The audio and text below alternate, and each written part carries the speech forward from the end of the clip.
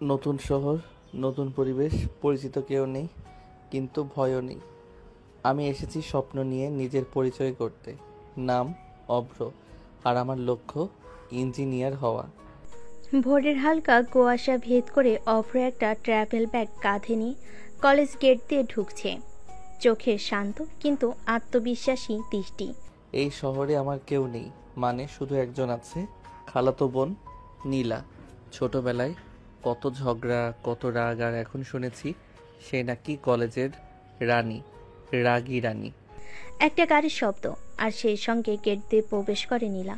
চোখে সানগ্লাস, মুখে অহংকার, হাঁটার ভঙ্গিতে যেন তুফান বইছে। ও মাই গড, সিনিয়র আপু আসছে। সবার বাচ্চার আশাই শেষ।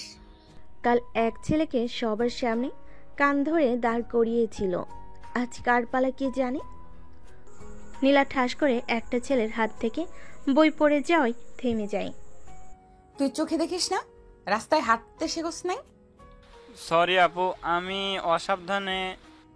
এই সরি শব্দটা শুনতে শুনতে ক্লান্ত আমি। পরের বার যদি সামনে আসিস মনে রাখিস, ছুটি হয়ে যাবে। সবার মুখ থমথমে, কলেজ যেন হঠাৎ নিস্তব্ধ। এদিকে অভ্র দাঁড়িয়ে পুরো দৃশ্য দেখছে, তার মুখে মৃদু হাসি। বদলাইনি একটুও। রাগ তো যেন জন্মগত গুণ, কিন্তু আমি এসেছি আমার স্বপ্ন নিয়ে। এই আগুনেও নিজেকে জ্বালাবো না, আলো করব। নীলার চোখে চোখ পড়ে অভ্রর। তুই অব্র? হ্যাঁ আপু, এই কলেজেই ভর্তি হয়েছি। তুই এত সাহস পেয়ে গেলি কবে আমার কলেজে, আমার সামনে? এই কলেজটা তো শুধু তোমার না, আমার স্বপ্নেরও, তাই চলে এসেছি। শুনে রাখ, এখানে আমি সিনিয়র, তাই যা করবি চোখে চোখ রেখে করিস না। ভয় নেই আপু, আমি চোখে চোখ রেখে ভয় পাই না, বরং ভয় দেখানো মানুষদের ভালোভাবে বুঝি। নীলা অভ্রর দিকে রাগে তাকিয়ে থাকে, আর অভ্র ক্লাসের দিকে হেঁটে যায়, বুক ভরা স্বপ্ন আর মাথায় শান্ত ঠান্ডা হাওয়া নিয়ে। কলেজের প্রথম পিরিয়ড। ক্লাসরুমে হালকা গুঞ্জন চলছে। নতুন ব্যাচ, নতুন মুখ, সবাই একটু নার্ভাস, কেউ কেউ উৎসাহিত। ভালো করে শোনো সবাই, আজ থেকে তোমাদের নতুন যাত্রা শুরু। কেউ যদি নিজেকে প্রমাণ করতে চাও, এখানেই সুযোগ। অভ্র সামনের বেঞ্চে বসে, গা ঢাকা পোশাক, চোখে শান্ত চোখ, কিন্তু মনটা একদম ফোকাসড। আচ্ছা, ক্লাসে কেউ কি আছে যে একটু পরিচয় দিয়ে বলতে পারো তোমার লক্ষ্য কি? সবার মাঝ থেকে অভ্র হাত তোলে। আমার নাম অভ্র, আমি এই শহরে নতুন। আমার লক্ষ্য একজন দক্ষ ইঞ্জিনিয়ার হওয়া। কারো চেয়ে বেশি কিছু হতে চাই না, কিন্তু নিজের সেরা ভার্সনটা তৈরি করতে চাই। ক্লাসে হালকা হাততালি। দেখছিস, নতুন ছেলেটা তো একদম সিরিয়াস। আর সিনিয়র আপুর খালাতো ভাই, রক্ষা করো। এই সময় ক্লাসের দরজা ঠাস করে খুলে যায়। নীলা প্রবেশ করে, চোখে রোদ চশমা, হাতে কফি কাপ, মুখে সেই চিরচেনা অহংকার। ওহ নীলা, তুমি এসেছো, ভালো হয়েছে। নতুনদের ক্লাসে তোমার উপস্থিত জরুরি ছিল। আমি শুধু দেখতে এসেছি নতুন ব্যাচে কে কে আছে, আর আমার কলেজে কি কি নতুন নাটক শুরু হচ্ছে। নীলার চোখ অভ্রর উপর পড়ে এবং সে সরাসরি অভ্রের পাশের বেঞ্চে গিয়ে বসে। তুই এখানে শান্তিতে পড়তে এসেছিস, না আমাকে টপকাতে? তুমি তো টপকানো যায় না আপু, তুমি নিজেই নিজের উপরে এত উচ্চতায় আছো, কেউ কাছে যেতে চায় না। তুই রসিক হয়েছিস দেখি, সাবধান, বেশি চালাকি করবি না। এই কলেজে আমি যা বলি তাই হয়। ক্লাসে সবাই নীলা অভ্রের কথোপকথনে তাকিয়ে তাকিয়ে হাসছে, কেউ কেউ ভিডিও করছে। তোমাদের মাঝে এমন খোলামেলা কথা চললে আমি আর কিছু বলার সুযোগ পাই না বুঝি। বেল পরে, ক্লাস শেষ, সবাই বেরিয়ে যাচ্ছে। অভ্র নিচু হয়ে বই গোছাচ্ছে, আর তখনই এই শোন অব্র, তুই কি ভাবিস নিজেকে? একজন স্বপ্নবাজ ছেলে যে নিজেকে নিয়ে ব্যস্ত, আর তোমার মতো রাগী আপুর সাথে ঝগড়া করার মতো সময় নেই। তুই আমাকে পাত্তা দিস না। পাত্তা দিলে তো আর নীলা আপুর আগে গরম হতো না। নীলা দাঁড়িয়ে থাকে থমথমে মুখে, যেন অভ্রর মাথায় আগুন ছুঁড়ে মারবে। দিনটা ছিল হালকা ঠান্ডা, ক্লাস শেষ হয়ে গেছে। অভ্র লাইব্রেরির এক কোণায় বসে বই পড়ছে। মানুষ অনেক সময় নিজের কষ্ট, অপমান, গালাগালির মধ্যেও চুপ থেকে লড়ে যায়। আমারও এখন সেই সময়। সবার চোখে হয়তো আমি কিছুই না, কিন্তু একদিন এই নাম অব্র হয়ে উঠবে সম্মানের প্রতীক। এর সময় লাইব্রেরির দরজা ঠাস করে খুলে যায়। নীলা ঢোকে, চোখে আগুন, মুখে তাচ্ছিল। তুই এখানে কি করিস? লাইব্রেরিতে বসে বই মুখস্থ করে ভাবছিস তুই আমাকে ছাড়িয়ে যাবি? আমি কাউকে ছাড়িয়ে যেতে আসিনি, শুধু নিজেকে খুঁজতে এসেছি। এত বড় কথা? তুই জানিস আমি এই কলেজের সবার সেরা, কেউ আমার সামনে দাঁড়াতে পারে না। সেরাদের ভয় যদি এত থাকে কেউ টপকে যাবে, তবে সেটা অহংকার নয়, দুর্বলতা। তুই আমাকে দুর্বল বলছিস? আমি তো কিছু বলিনি আপু, আপনি নিজেই বুঝে গেলেন। নীলা মুখ লাল করে অভ্রর সামনে দাঁড়ায়। ভেবে রাখ, তোর কলেজ জীবন সুখের হবে না। আমি তোর প্রতিটি পদক্ষেপে বাধা হয়ে দাঁড়াবো। তুই যেন এই কলেজে কোনো দিন নিজের নাম করতে না পারিস, সেটাই আমার লক্ষ্য। অভ্র তাকিয়ে থাকে কিছুক্ষণ, তারপর চোখ নামিয়ে আবার বইয়ের দিকে ফিরে যায়। চেষ্টা করো আপু, তোমার বাধা, তোমার রাগ, তোমার ঘৃণা, এগুলি হবে আমার জয়ের চাবিকাঠি। পরের দিন সকালে একটা নোটিশ বোর্ডের সামনে ভিড়। আগামী সপ্তাহে কলেজে প্রেজেন্টেশন প্রতিযোগিতা। সকল ক্লাসের মধ্য থেকে বাছাই হবে একজন বিজয়ী প্রতিনিধি। সবার চোখে পড়ে অভ্রের নামও সেই লিস্টে। ওই নতুন জুনিয়র শুভ্রকেও রাখা হয়েছে, ও তো ভালো কথা বলে। তবে তো সমস্যা, আমাদের সিনিয়র আপু তো জিতে যেত সব সময়, এখন তো লড়াই জমে যাবে। এই কথা শুনেই দূর থেকে নীলা দাঁড়িয়ে শুনে চোখে জ্বলে ওঠে আগুন। অব্র, তুই আমার নামের পাশে নিজের নাম রাখার সাহস পেলি? ঠিক আছে, এবার আমি তোকে এমনভাবে নিচে নামাবো তুই নিজের ছায়া থেকেও লজ্জা পাবি। কলেজের একটি হলরুমে প্রেজেন্টেশনের প্রস্তুতির জন্য সবাই জড়ো হয়েছে। ছাত্রছাত্রীরা নিজেদের কাজ নিয়ে ব্যস্ত। অভ্র এক কোণে ল্যাপটপে টাইপ করছে, নোট লিখছে। এই প্রথম একটা সুযোগ পেলাম নিজেকে প্রমাণ করার, সবার সামনে আমার স্বপ্নের কথা বলার, কিন্তু জানি এটা সহজ হবে না, কারণ এক আগুন পৃথিবী আমার সামনে দাঁড়িয়ে। এদিকে নীলা কিছু সিনিয়র বন্ধুকে ডেকে নিচু গলায় বলছে, শোন, ও অব্র যে জুনিয়র, ওকে একটু বুঝিয়ে বলবি এই প্রেজেন্টেশন সিনিয়রদের জায়গায়, ও যেন মুখ না খোলে। আরে ঠিক আছে আপু, ওর আত্মবিশ্বাস গলায় আটকে দেব। কিছুক্ষণ পর দুই সিনিয়র এসে অভ্রের টেবিলের পাশে দাঁড়ায়। তুই এখানে কি করছিস রে ভাই? নাকি ফাঁকা জায়গায় পেয়ে প্রেজেন্টেশন শেখার অভিনয় করছিস? তোর মতো জুনিয়রদের কাজ হলো নোটস আনা, চেয়ার গোছানো, মঞ্চে উঠতে আসিস না, পড়ে যাবি কিন্তু। আপনারা যদি ভয় না পান তাহলে একজন জুনিয়রের কথা শোনা উচিত, আর যদি ভয় পান তাহলে বুঝে নিন আমি কিছু একটা করতে পারি। সিনিয়ররা চমকে তাকায়। এর মধ্যেই পিছন থেকে নীলার আগমন। তুই কে রে? তোর এত সাহস কই থেকে আসে? আমার সামনে দাঁড়িয়ে এই সাহস কোথা থেকে পেলি? সাহস তো বাধার মুখেই তৈরি হয় আপু, আপনি যত চেষ্টা করবেন আমাকে থামাতে আমি তত দৃঢ় হব। তুই প্রেজেন্টেশন দিবি না, আমি দেখিয়ে দেব তোকে সবাই কত নিচু চোখে দেখে। তোর স্বপ্ন সেটা আমি মাটিতে মিশিয়ে দেব। আপনার রাগ, অপমান, কথার আঘাত সবই আমার শক্তি। দেখে নিও, আমি হারলে চুপচাপ সরে যাব, কিন্তু জিতলে আপনি আমার চোখে চোখ রাখতে পারবেন তো? নীলা থম মেরে যায়। প্রথমবার কারোর মুখে এমন চ্যালেঞ্জ। সেদিন রাতে অভ্র নিজের রুমে লাইট নিভিয়ে আসছে, কিন্তু তার ল্যাপটপের স্ক্রিনে আলো জ্বলছে। আমি জিততে চাই, কাউকে হারিয়ে নয়, নিজেকে প্রমাণ করে।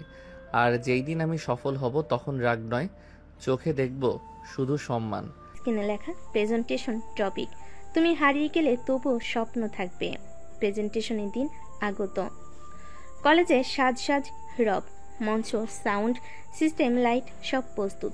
ছাত্ররা চেয়ারে বসে, বিচারক মঞ্চে। আজকের দিনটা আমার জীবনের একটা পরীক্ষা, স্বপ্নের প্রথম ধাপ। আমি জানি নীলা আপু চায় না আমি সামনে যাই, কিন্তু আমি ভয় পাই না, কারণ আমি তো কারো জায়গা নিতে আসিনি, আমি এসেছি নিজের জায়গা খুঁজতে। অভ্র শেষবারের মতো তার ল্যাপটপে প্রেজেন্টেশন ফাইল খুলে দেখে ঠিকঠাক চলছে, কিন্তু সে জানে না কেউ ওর অনুপস্থিতিতে ফাইলটা নষ্ট করে দিয়েছে। পেছনে একটি সিন। আগের রাতে নীলা ফিসফিস করে তার এক বন্ধু রাকিবকে বলল, শুনে রাখ রাকিব, কাল অব্র যেন প্রেজেন্টেশন না দিতে পারে। ওর ল্যাপটপটা তুমি একটু সামলে নিও। তোমার কাজ ফাইলটা ক্রাশ করে দাও, কিন্তু এমন ভাবে যেন ধরা না পড়ে। আপু, দুনিয়ার কেউ অভ্রের স্বপ্ন পূরণ করতে পারবে না যদি আপনি সামনে থাকেন। বর্তমান সময়ে কলেজে বড় অডিটোরিয়াম। প্রথম কয়েকজন ছাত্রছাত্রী মঞ্চে উঠে প্রেজেন্টেশন শেষ করে। এখন অভ্র নাম ঘোষিত হয়। পরবর্তী উপস্থাপক জুনিয়র বেস থেকে অভ্র হাসান। সবার চোখ অভ্রর দিকে। কেউ হালকা করতালি দিচ্ছে, কেউ হাসছে। দেখি এবার কি হয়। অভ্র মঞ্চে উঠে ল্যাপটপ খুলে প্রজেক্টরে কানেক্ট করে, কিন্তু error, file missing or corrupted. হলরুমে হালকা গুঞ্জন শুরু হয়। অভ্র কাঁপা হাতে আবার চেষ্টা করে, আবারও একই ফলাফল। ওরে বাবা, ফাইলটা উধাও।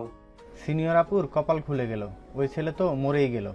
বিচারকদের একজন, তুমি প্রস্তুতি নিয়েছো তো অভ্র? নীলা পিছন থেকে দাঁড়িয়ে, মুখে এক চিলতে হাসি, চোখে তৃপ্তি।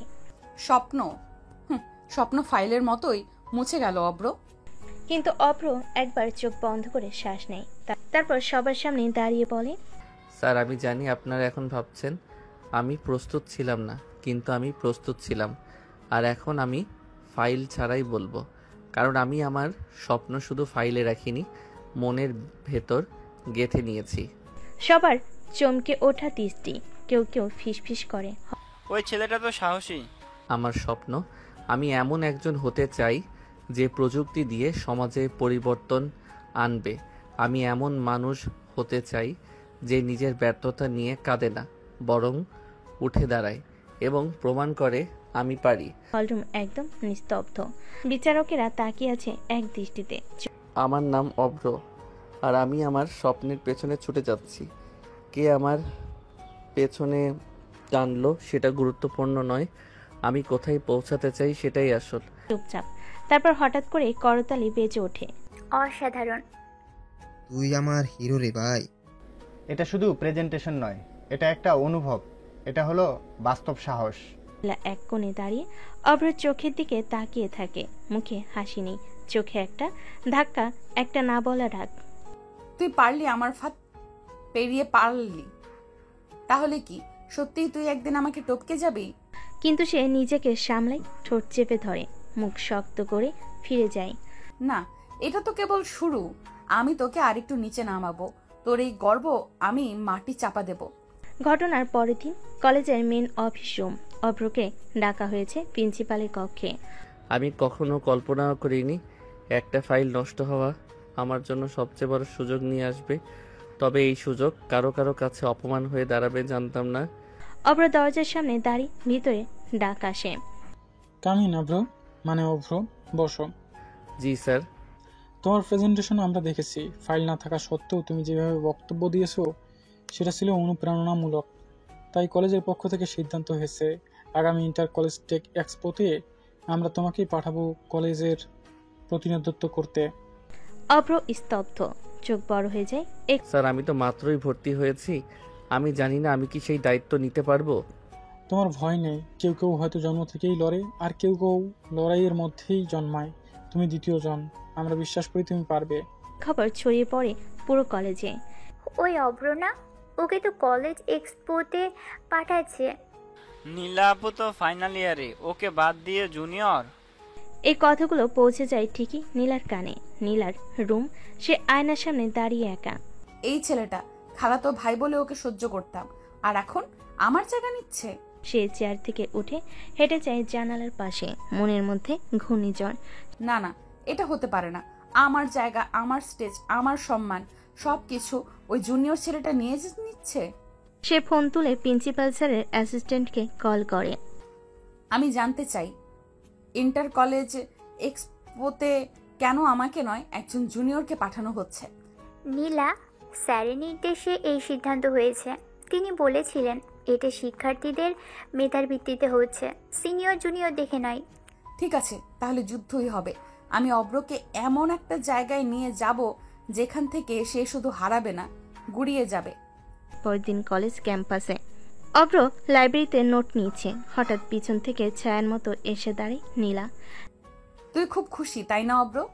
সবাই তোকে বাহানা দিচ্ছে, সম্মান দিচ্ছে, কিন্তু একটা কথা বলি আপু, আপনি যদি বলতে চান আমি এটা ডিজার্ভ করি না, তাহলে আগে আমি শুনে ফেলেছি। না না, আমি তোকে কিছু বলছি না। আমি তোকে দেখব, আমি তোকে দেখাবো তুই যে মেধাবী সেটা প্রমাণ করতে পারিস, কিন্তু আমি প্রমাণ করব তোর সম্মান কতটা ঠুনকো। আপু আপনি চেষ্টা করেন, যত বেশি ফেলে দেবে আমি তত শক্ত করে উঠব, কারণ আপনি আমার বাধা না, আপনি আমার শক্তি। নীলা দাঁড়িয়ে থাকে হতবাক মুখে, একসময় ঘুরে চলে যায়, কিন্তু এবার তার চোখে তীব্র এক প্রতিশোধের আগুন। কলেজে হঠাৎ করে নতুন একটি নোটিশ বোর্ডে ঝুলে দেওয়া হয়, ডিবেট কম্পিটিশন সিনিয়র বনাম জুনিয়র পেস্টিস ম্যাচ। নোটিশে স্পষ্ট লেখা, প্রধান সমন্বয়ক নীলা রহমান সিনিয়র লিডার। প্রতিযোগিতার মূল টপিক সিনিয়রদের প্রভাবী শিক্ষার্থীদের ভবিষ্যতের মূল ভিত্তি। ক্লাসরুমে অভ্র তার বন্ধু রাহাত বসে আছে। নোটিশ দেখে অভ্র চুপচাপ। এই টপিক তো খালি সিনিয়রদের গ্লোরিফাই করে, মানে একদম একপাক্ষিক। তুই তাতে যাবি? জানি টপিকটা ফাদ, কিন্তু পালিয়ে গেলে ওরা বলবে আমি ভয় পেয়েছি, আর আমি জানি এটার পেছনে কে আছে। এদিকে কলেজের অডিটোরিয়ামে প্রস্তুতি চলছে। নীলা একের পর এক রিহার্সেল নিচ্ছে, অন্য সিনিয়রদের ব্রিফ করছে। তোমরা যাই করো, অব্র যেন 1 সেকেন্ডের জন্য আত্মবিশ্বাস না পায়। ওর যুক্তি থামিয়ে দেবে তোমরা, আমি ওর উপর মানসিক চাপ দেব। তাই ও যখন মঞ্চে উঠবে ওর মুখ দিয়ে শব্দই বের হবে না। আপু, এবার তো আপনার পুরনো রাজত্ব আবার ফিরছে। আমি রাজত্ব দান করিনি, হারিয়েও দিইনি, সাময়িকভাবে নীরব ছিলাম। এবার আমার আওয়াজে আবার কাঁপবে সব। প্রতিযোগিতার দিন অডিটোরিয়ামে উপচে পড়া ভিড়, বিচারকের টেবিল প্রস্তুত। ডিবেট শুরু হচ্ছে। প্রথমে সিনিয়র দলের প্রতিনিধি নীলা রহমান, এরপর জুনিয়র দল থেকে অভ্র হাসান। নীলা মঞ্চে উঠে যায়, গলায় আত্মবিশ্বাসের ঢেউ। আমরা সিনিয়ররা শুধু বয়সে বড় নই, অভিজ্ঞতায়ও। একজন জুনিয়রের কোনো অধিকার নেই সিনিয়রের পাশে দাঁড়ানোর। এই কলেজে আজ পর্যন্ত কোনো জুনিয়র আমাদের ছাড়িয়ে যেতে পারেনি এবং পারবেও না। তালে শব্দ ওঠে, অনেক সিনিয়ররা হুঙ্কার দিচ্ছে, উল্লাস করছে। এখন কিছু মানুষ ভাবছে তারা মুখ খুললেই বড় হয়ে যাবে। তাদের আমি বলি, খালি আওয়াজে কেউ বড় হয় না, কাজের প্রমাণ দরকার। অভ্র শান্তভাবে চেয়ার থেকে উঠে ধীরে ধীরে মঞ্চে উঠে দাঁড়ায়। সিনিয়র আপু আমাকে বারবার ছোট করেছে, আজও করছে, কিন্তু আমি যদি চুপ থাকি তবে তোর কথাই সত্যি হবে। আজ কথা বলার সময় নিজের হয়ে সকল জুনিয়রের হয়ে। আমি জুনিয়র, বয়সে ছোট, অভিজ্ঞতায়ও, কিন্তু আমি জানি সম্মান বয়স দেখে আসে না, কাজ দেখে আসে। সিনিয়ররা শ্রদ্ধার পাত্র, যদি তারা পথ দেখায়, পথ আটকায় না। সবার মুখে বিস্ময়, কেউ কেউ দাঁড়িয়ে শুনছে। সিনিয়র আপুর মতে আমি শুধু মুখ খুলেছি, কিন্তু কখনো শুনেছেন কিনা জানি না, নীরবতাও এক প্রকার চিৎকার। আমি চিৎকার করিনি, আমি শুধু সত্য বলেছি, কাজ দিয়ে প্রমাণ করেছি। আমার স্বপ্নকে কেউ থামাতে পারেনি, কারণ সেটা আমার বিশ্বাসের অংশ। আপনার সিনিয়র আমি শ্রদ্ধা করি, কিন্তু ভয় করি না। চারিদিক নিস্তব্ধ। তারপর এক দফা গর্জে ওঠা করতালি। বিচারকেরাও হাসছেন। নীলা থম মেরে বসে আছে, কেউ বিশ্বাসই করতে পারছে না, সবাই অভ্রকে শুনছে। এটা কি হচ্ছে? কিভাবে সবাই ওকে শুনছে, ওর পাশে দাঁড়াচ্ছে? সে হাত শক্ত করে মুষ্টিবদ্ধ করে। এই অপমান আমি মেনে নেব না। আগামীবার আমি শুধু ওকে হারাবো না, ওকে ভেঙে দিব। ডিবেট শেষে 2 দিন কেটে গেছে।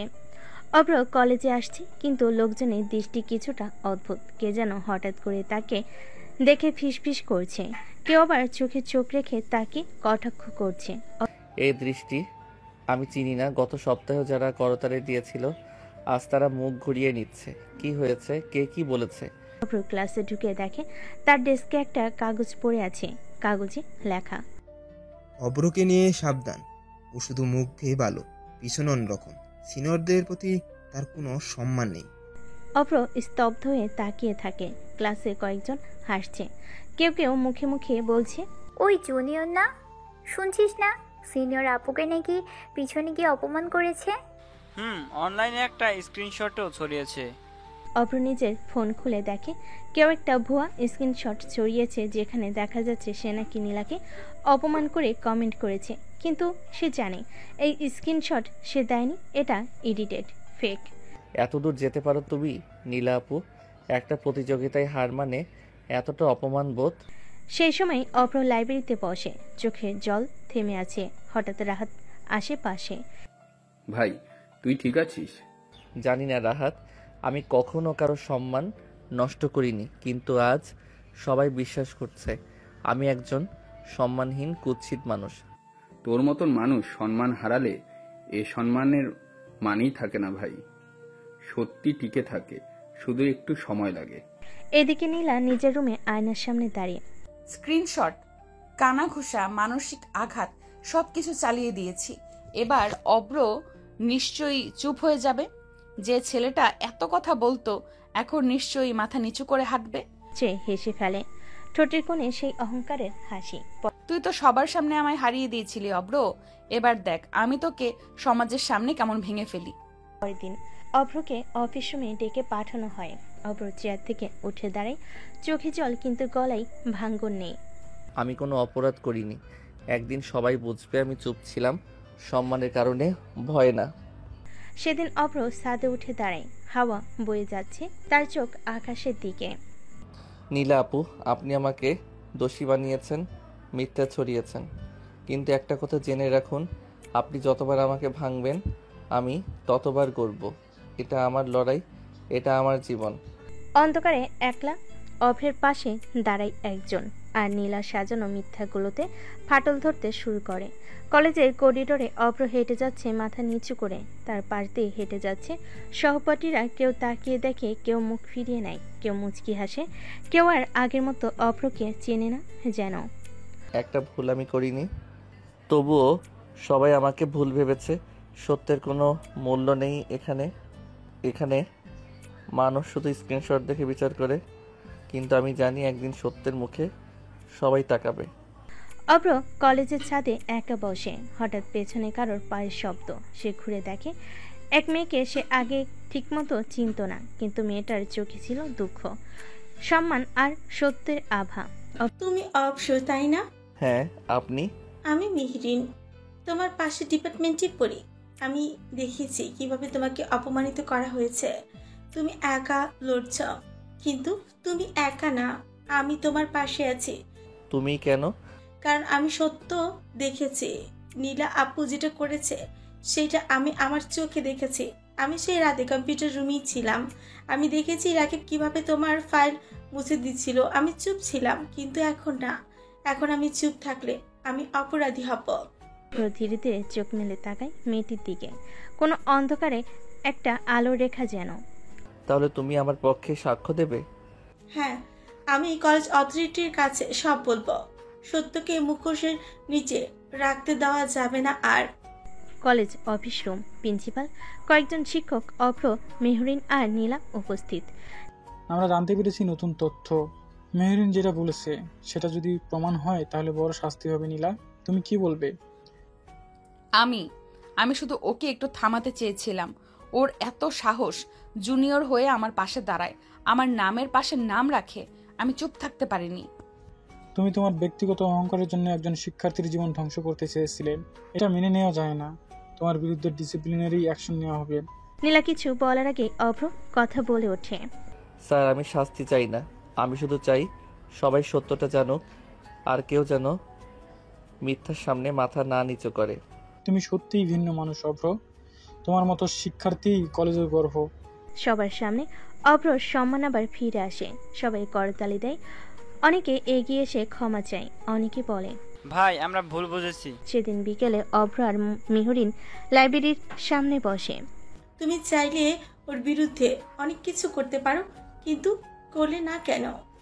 কারণ আমি শুধু জিততে চাই না, আমি কাউকে হারিয়েও দিতে চাই না। আমি শুধু সত্যটাকে তার জায়গায় রাখতে চাই।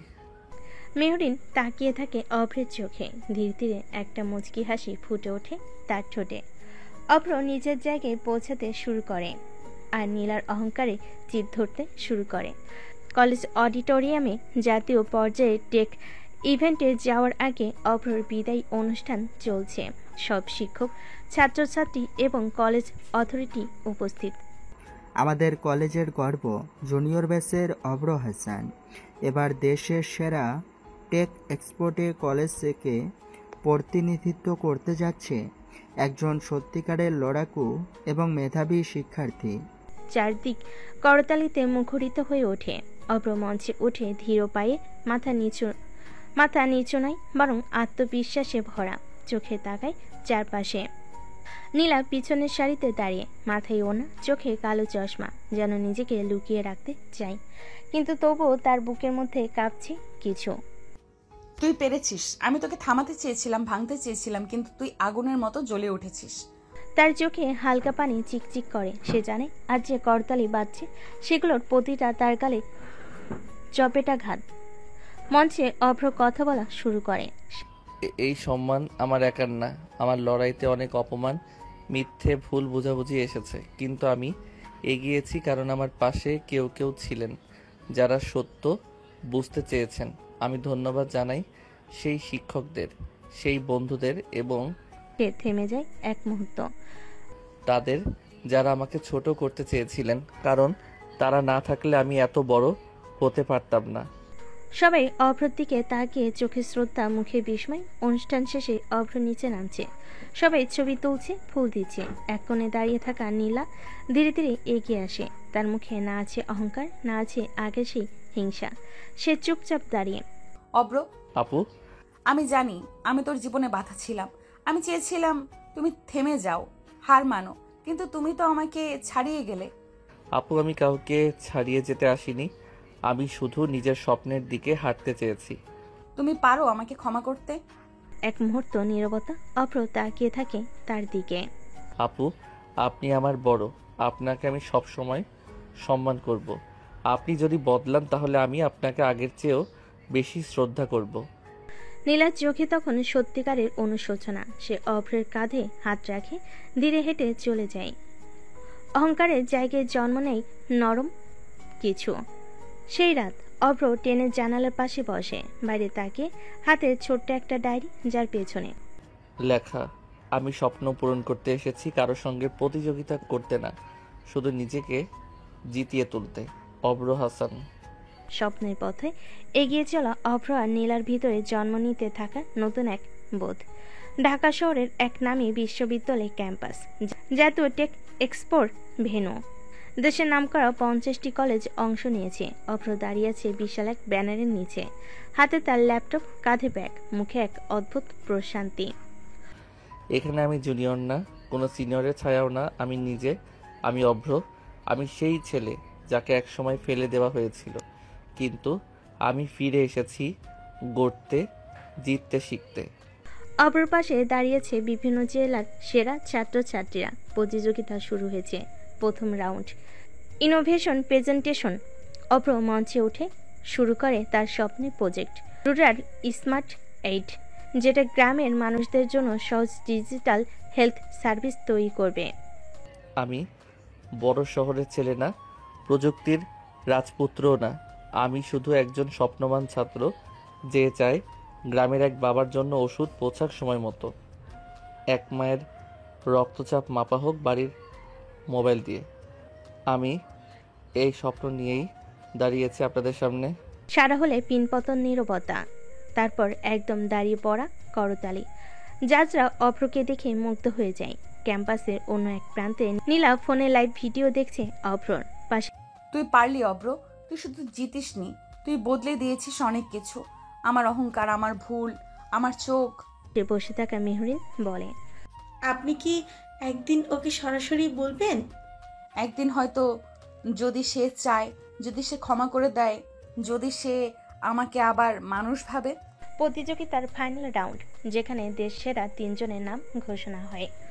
Third place from Natore dam college, second place from Rangpur government college, first place from Dhaka city international college Abhra Hasan. Abhra স্তব্ধ। চারিদিক থেকে তার দিকে ছুটে আসে ক্যামেরা, লোকজন, স্টাফ, বিচারকেরা। মাইক এগিয়ে ধরে কেউ। আপনার জয় কাকে উৎসর্গ করবেন? অভ্র এক মুহূর্তে থেমে বলে, তাদের যারা আমায় থামাতে চেয়েছিল, তাদের কারণেই আমি থামিনি। আর তাদের যারা আমার পাশে দাঁড়িয়েছিল যখন পুরো দুনিয়া আমার বিপক্ষে ছিল।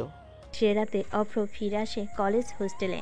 তার দরজায় নক হয়। দরজা খুলে দাঁড়িয়ে নীলা, এক হাত পেছনে, চোখ নিচু করে। অভ্র, আমি আসলে আজ শুধু একটা কথা বলতে এসেছি। তুই তো জিতেই গেছিস, তবুও যদি তুই বলতে পারিস আমি তোকে মাফ করে দিয়েছি, তাহলে নিজেকে ক্ষমা করতে পারবো।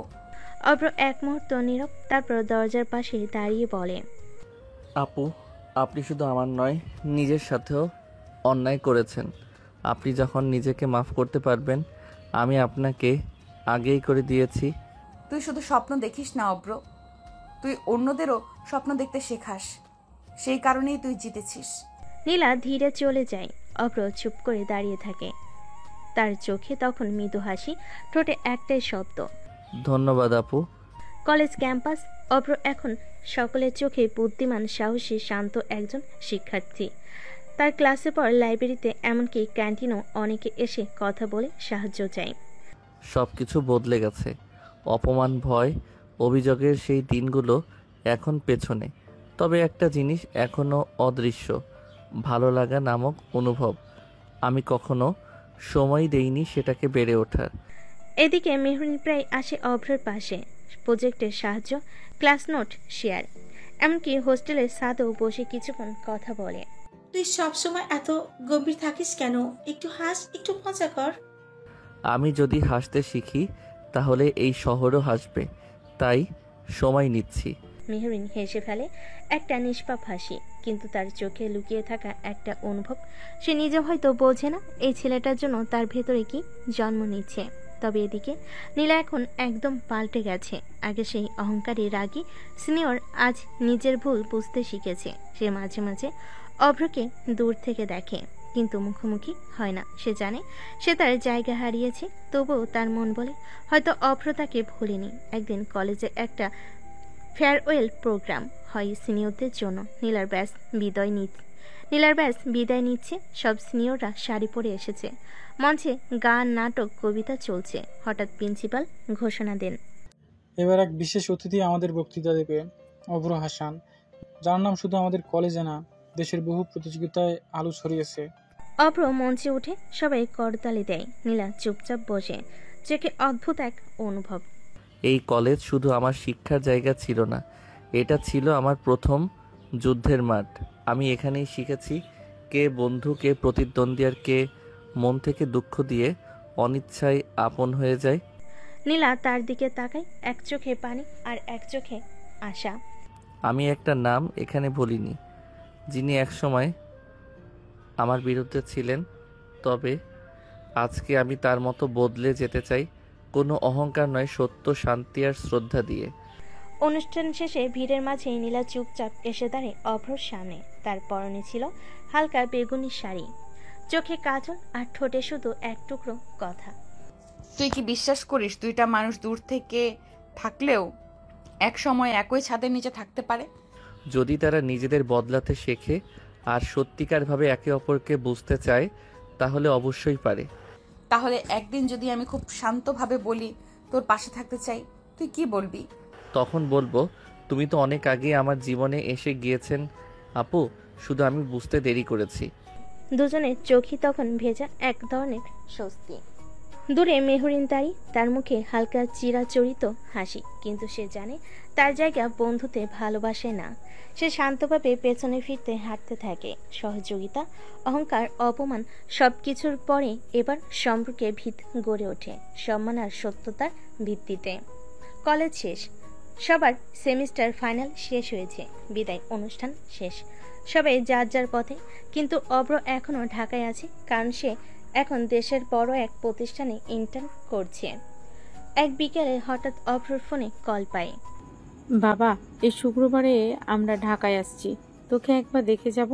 তোর ছোট খালাও আসবে, তার মেয়ে তোকে একবার দেখতে চায়। মানে, কে সেই খালাতো বোন? নীলা, তোরা তো এক কলেজেই ছিলি না? ও এখন অনেক বদলে গেছে, ও নিজেই তোর খোঁজ রাখে এখন। অভ্রর বাসা শুক্রবার।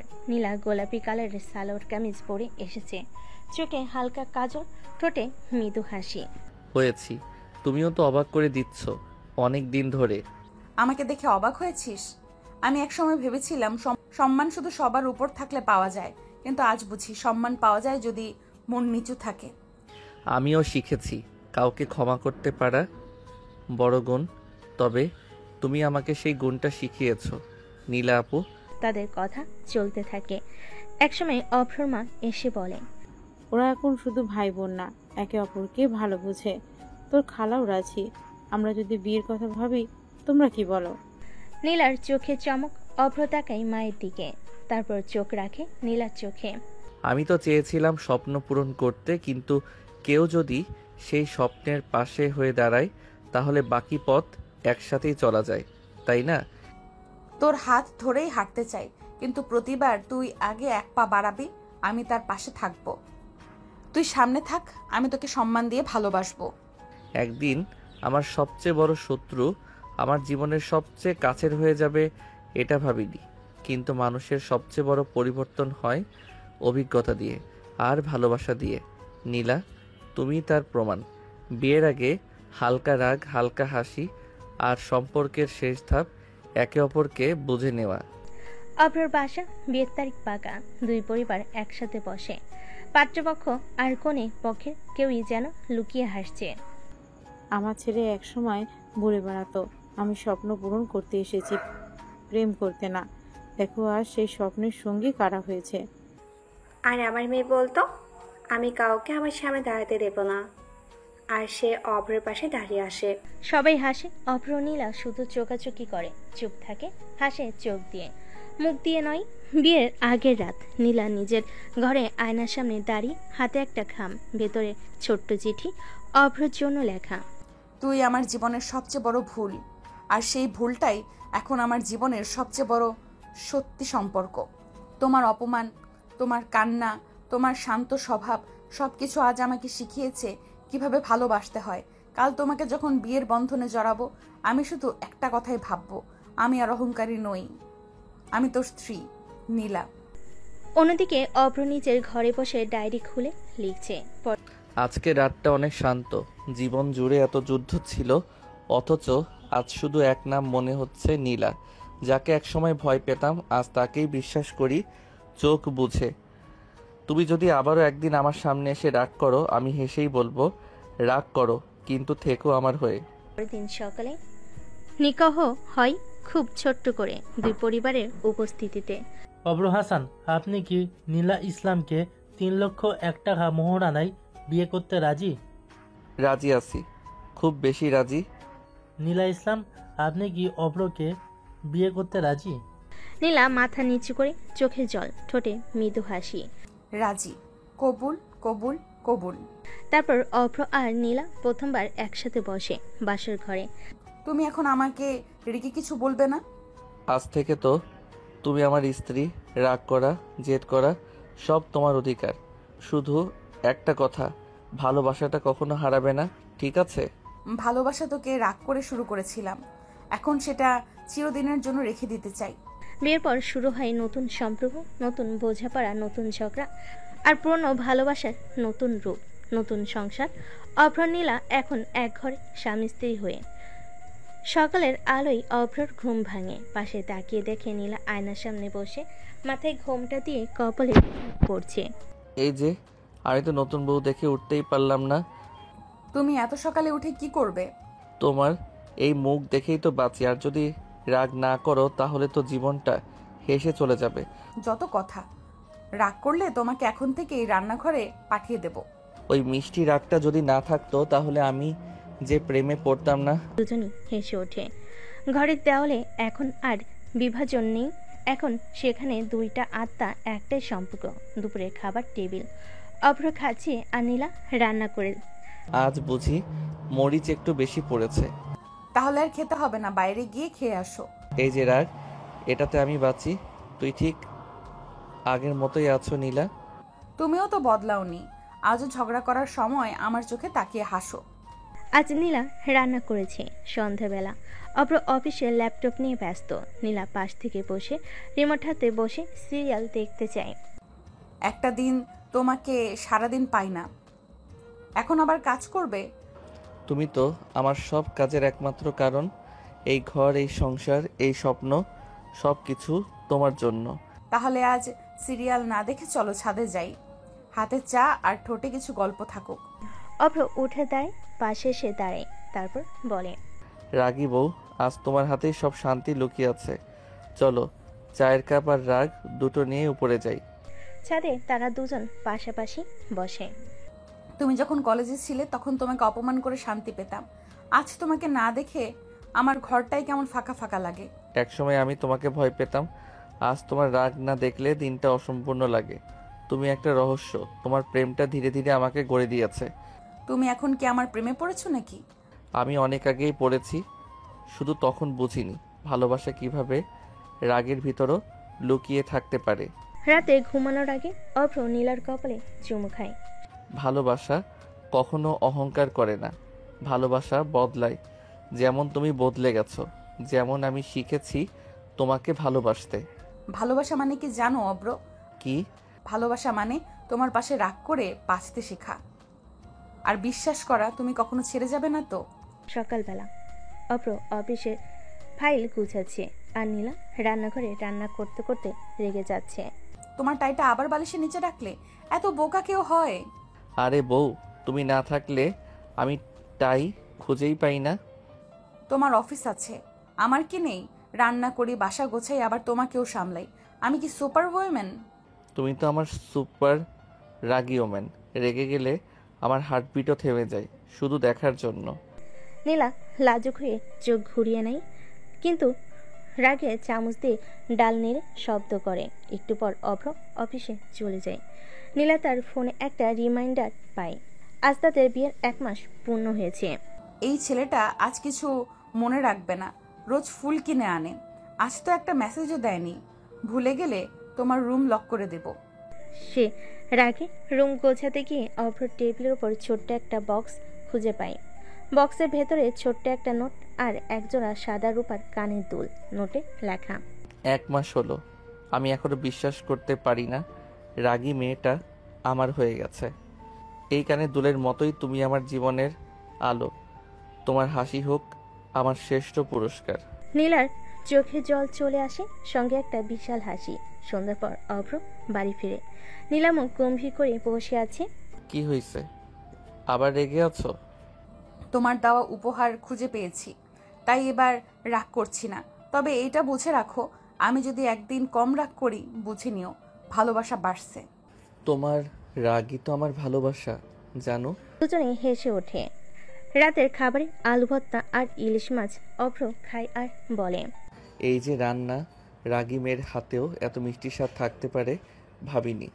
তোমার মুখে যদি মিষ্টি কথা না থাকতো আমি রান্নাই করতাম না। রাত গভীর, অভ্র বই পড়ছে, নীলা তার কাঁধে মাথা রাখে। তুমি যদি কোনোদিন অন্য কাউকে নিয়ে না ভাবো তাহলে আমি প্রতিদিন রাগ করতেও রাজি আছি। তোমার সঙ্গে এই ঝগড়াগুলো আমার ভালোবাসা। তুমি রাগ করবে আমি মানাবো, তুমি চুপ থাকবে আমি খুঁজবো, তুমি কাঁদবে আমি চোখ মোছাবো। এই তো আমাদের সংসার, ঝগড়ার মধ্যে ভালোবাসা। ভালোবাসা মানে শান্ত সম্পর্ক না, বরং একে অপরের রাগ অভিমানকে ভালোবেসে আগলে রাখা। অভ্র অ্যান্ড নীলা। এক সন্ধ্যায় অভ্র অফিস থেকে ফিরে দেখে টেবিলের ওপর একটা খাম রাখা, বড় বড় করে লেখা, international ICT fellowship final selection. আমি কি সত্যি এই স্কলারশিপটা পেয়েছি? এই তো আমার স্বপ্ন, দেশের বাইরে গিয়ে বড় কিছু শেখা, কিছু করা।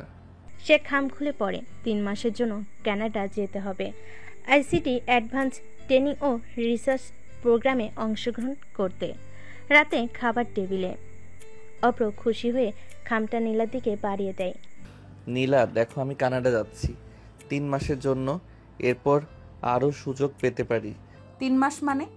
আমি তোদের সাথে থাকতে শিখেছি অব্র। এই যাওয়াটা ছাড়ার নয়, বরং কিছু পাওয়ার। তুমি তো জানো আমি ছোটবেলা থেকেই চাই বড় কিছু শিখতে, বড় কিছু করতে। আমি তোমার জন্য ছোট হয়ে থাকবো? তোমার এই বড় হওয়ার মাঝে আমার জায়গা কোথায়? তুমি আছো আমার হৃদয়ে, আমার প্রতিটি স্বপ্নে। তোমার জন্যই তো আমি এগোতে চাই। তুমি শুধু নিজের স্বপ্ন দেখো, একবারও ভাবো না আমি তোমার পাশে থাকলে তুমি কতটা বড়, আমি ছাড়া তুমি কতটা একা। রাতে নীলা একা ছাদে বসে, চোখে জল, মন ভেঙে গেছে। অভ্র এসে পাশে বসে। তুমি কি চাও যে আমি এই অফারটা ফিরিয়ে দেই? হ্যাঁ, আমি চাইতাম তুমি আমাকে প্রাধান্য দাও। এই 3 মাসে আমি কতবার তোমার পাশে বসে চা খেতে চাইতাম জানো। তুমি আমাকে ভালোবাসো তো? ভালোবাসি। আর তুমি? তোমার জন্যই তো আমি স্বপ্ন দেখি, আমি চাই তুমি একজন আইসিটি এক্সপার্টস ওয়াইফ না হয়ে একজন স্বপ্ন পূরণ করা অভ্রর প্রাণ হোক। পরদিন নীলা দরজার পাশে অভ্রর ব্যাগ গুছিয়ে দিচ্ছে। ফ্লাইটের সময় দেখে নিও, আর যাওয়ার পরে রোজ কল দিবে। আমি তোমার অপেক্ষায় থাকবো অভ্র। অভ্র এগিয়ে এসে নীলার কপালে চুমু দেয়। তুমি শুধু অপেক্ষা করো, আমি শুধু শেখার জন্য যাচ্ছি, তোমার থেকে দূরে যাবার জন্য না। এই 3 মাসে প্রতিদিনই তোমার সাথে ফোনে কথা বলবো, তুমি আমার ভেতরেই থাকবে।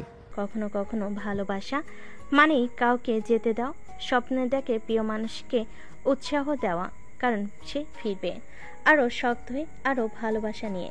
বিদেশে থাকা অভ্র রোজ মেসেজে লিখে পাঠায় নীলাকে, কিন্তু একদিন হঠাৎ সব থেমে যায়, আর তাতেই ভেঙে পড়ে ভালোবাসা, জন্ম নেয় সন্দেহ, অভিমান। ভোরের আলোয় নীলা বারান্দায় দাঁড়িয়ে, হাতে মোবাইল, অভ্রর পাঠানো কানাডা থেকে মেসেজের প্রতিদিনের ছোট ছোট কথাগুলো।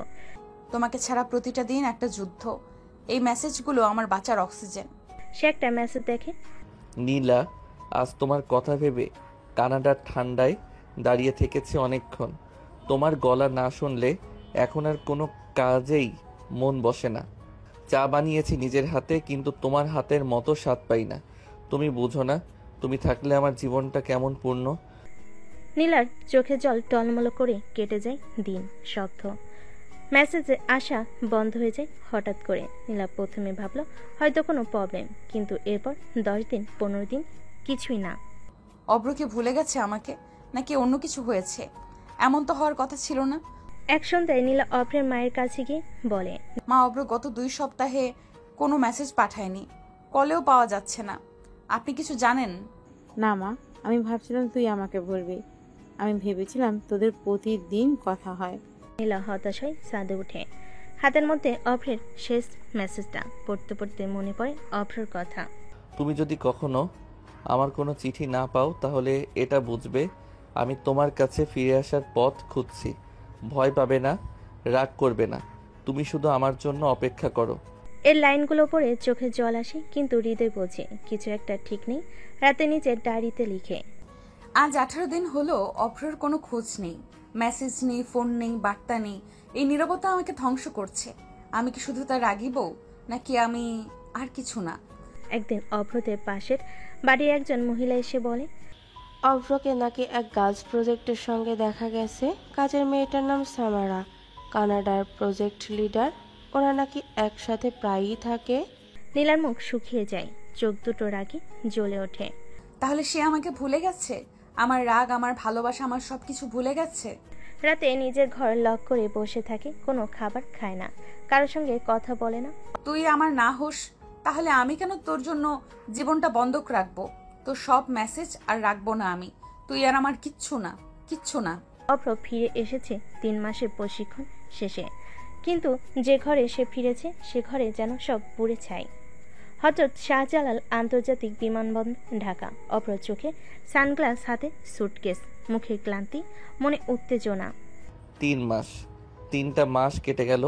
প্রতিদিন মেসেজ দিয়েছি, প্রতিদিন ভালোবেসেছি। আজ তাকে জড়িয়ে ধরবো আর বলবো, তুমি আমার অর্জন, তুমি আমার ঘর। সে সরাসরি বাসায় যায়। দরজার সামনে দাঁড়াতেই হালকা শিউরে ওঠে। এই দরজার অপরে এক অদ্ভুত নীরবতা। নীলা, আমি এলাম, দরজা খোলো তো। দরজা খুলে যায়। সামনে দাঁড়িয়ে নীলা, চোখ লাল, চেহারা শুকনো, ঠোঁটে কোনো হাসি নেই। তুমি তুমি এমন কেমন হয়ে গেছো? 3 মাস ধরে আমি জানতাম না তুমি বেঁচে আছো কিনা। তুমি আমাকে ভুলে গেছো, আমাকে একটা মেসেজও দাওনি, খোঁজ নিছো আমার আমি কেমন আছি। অভ্র থমকে দাঁড়ায়। কি বলছো? আমি তো রোজ মেসেজ লিখেছি। শেষের দিকে সামারা নামে একজন অফিসের সহকর্মী আমার সাথে কাজ করছিল ঠিকই, কিন্তু আমি তো তোমাকে একদিনও ভুলিনি। তুমি কি ভাবছো আমি এসব বিশ্বাস করব? সবাই তো বলেছে তুমি ওর সঙ্গে সময় কাটাচ্ছ। আমি তোমাকে ফোন করতে পারিনি, মেসেজও পাইনি। তুমি ছিলে সামরার, আমি তো শুধু অপেক্ষা করা এক বোকা বউ। ধীরে কাছে আসে, নীলার হাত ধরে। নীলা, বিশ্বাস করো, সামারা আমার সহকর্মী মাত্র।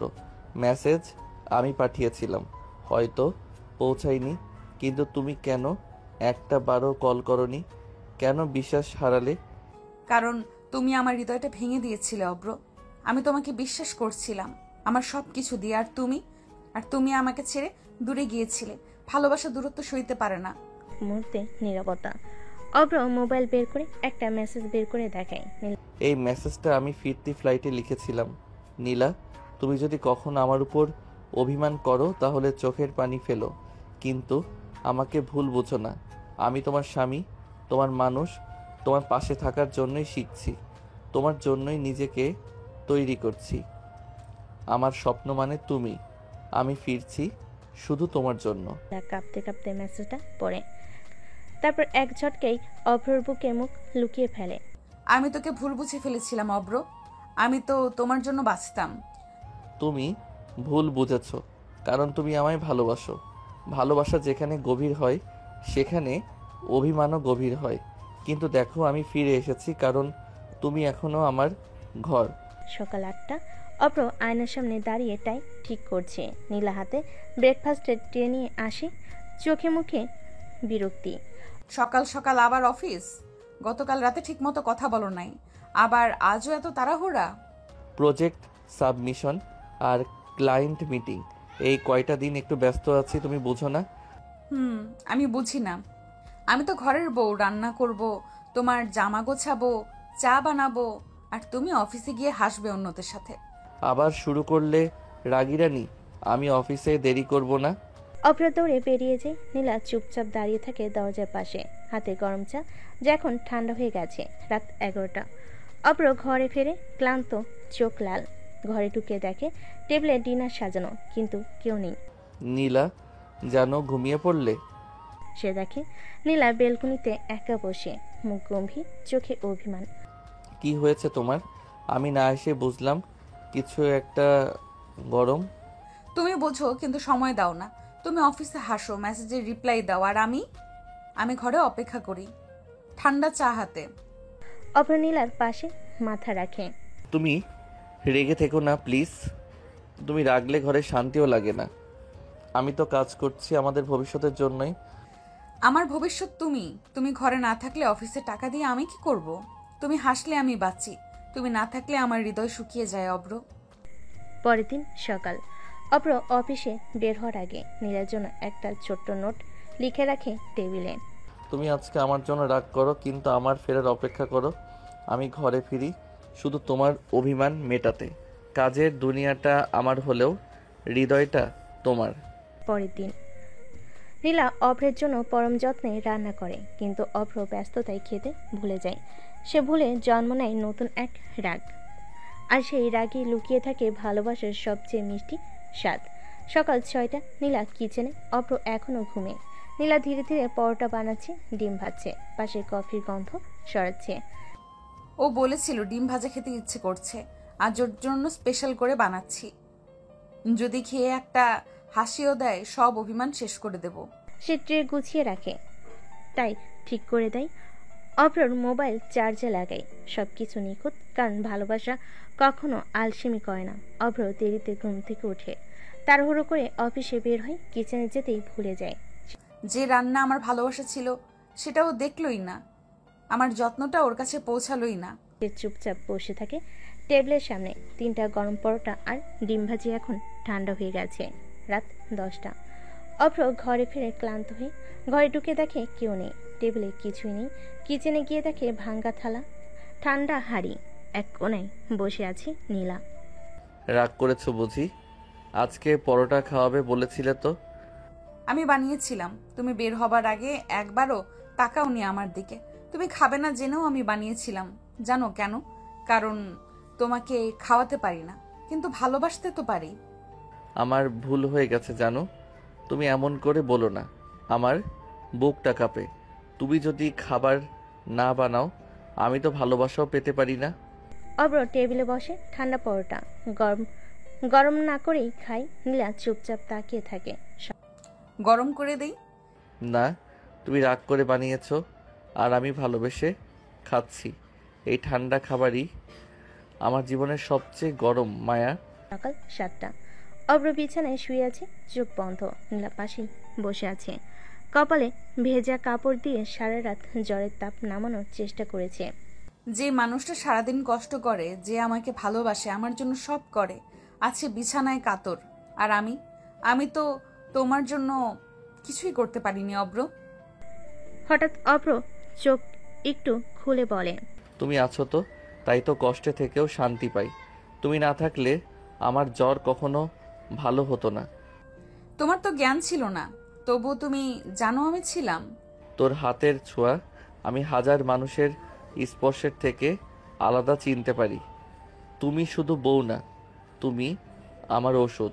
নীলা এবার হালকা হাসে, তারপর মমতায় ওর কপালে চুমু খায়। আজ আর তুমি অফিসে যাবে না, তুমি আমার কেয়ার নিবে আর আমি তোমার। চা বানাবো, স্যুপ বানাবো। পরের দিন অভ্র একটু সুস্থ বোধ করে।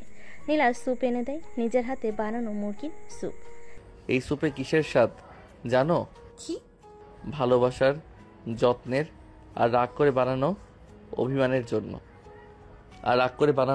অভিমানের স্বাদ। তুমি না থাকলে এই বিছানা, এই ঘর, এই জীবন সব অসুস্থ থাকতো। প্রেম মানে শুধু ঘোরাঘুরি, ছবি তোলা নয়। প্রেম মানে জ্বরে কপালে হাত রাখা, ঠান্ডা মাথায় করা চা বানানো, আর ভালোবাসা দিয়ে ওষুধে কাজ করা। বিয়ের 1 বছর পার হতে চলেছে, তবুও ছোট ছোট অভিমান আর না বলা ভালোবাসা আজও তাদের জীবনে চায়ের মতো সাথে আছে। রাতে অভ্র ফিরেছে অফিস থেকে ক্লান্ত হয়ে। ঘরে ঢুকে দেখে ঘর অন্ধকার। টেবিলে রাখা একটা কাগজ, তাতে নীলার হাতে লেখা, আমি কিছু বলবো না, তুমি সব বুঝে নাও অব্র। তুমি কি খেয়েছো, কি করেছো কিছু জানি না। আমি শুধু জানি আজ সারা দিন আমার সঙ্গে কেউ কথা বলেনি, আর আমি চুপ থেকেছি, কারণ তোমার চুপ থাকাকেই ভালোবাসা ভেবে নিয়েছি। নীলা। অভ্র কাগজটা হাতে নিয়ে গভীরভাবে পড়ে, তারপর ব্যাগ ফেলে সোজা নীলার ঘরে যায়। নীলা খাটের এক পাশে মুখ ঘুরিয়ে শুয়ে আছে। তুমি জানো, তোমার এই না বলা কথাগুলোই আমাকে কষ্ট দেয় সবচেয়ে বেশি। তুমি না বললেই আমি ভয় পাই তুমি আমার থেকে দূরে সরে যাচ্ছ কিনা। তুমি তো আমার কথা শোনো না, তুমি শুধু অফিস নিয়ে ব্যস্ত। একটু সময় চেয়েছিলাম, তুমি বললে রাতে 9টায় ফিরবো, আর ফিরলে 11:30টায়। জানো আমি দেরি করেছি ঠিক, কিন্তু তুমি জানো অফিস থেকে বের হওয়ার পর আমি তোর জন্য ফুল কিনে ফিরছিলাম, আর ট্রাফিকে আটকা পড়েছিলাম শুধু এই কারণেই যে তোর মুখে হাসি ফুটুক। সে ব্যাগ থেকে একগুচ্ছ গোলাপ বের করে, কিন্তু ফুলগুলো শুকিয়ে গেছে। এই ফুলগুলোর মতোই শুকিয়ে যাচ্ছে আমাদের গল্প। তুমি যদি রাগ করো আমি বুঝবো ঠিকই, কিন্তু তুমি যদি চুপ থাকো আমি ভেঙে যাব। তুমি এমন করে বললেই তো আমি কেঁদে ফেলি।